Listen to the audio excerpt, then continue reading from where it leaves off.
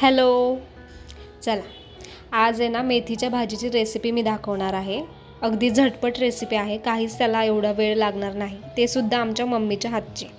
सुरुवातीला आपण एक मेथीची गड्डी घेऊयात आणि ती छान निवडून स्वच्छ धुवून घ्यायची. ओके.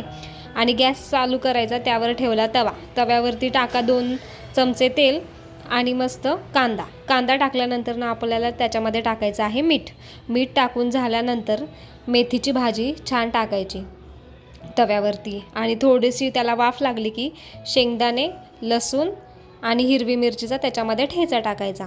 ठेचा टाकून झाल्यानंतर ना मस्त त्याला एक वाफ येऊ द्या आणि छान भाजी वाफल्यावरती 4 ते 5 मिनटं लागल भाजीला वाफ येण्यासाठी. आणि मग मस्त एक भाकरी आणि भाजी खूप भन्नाट लागते.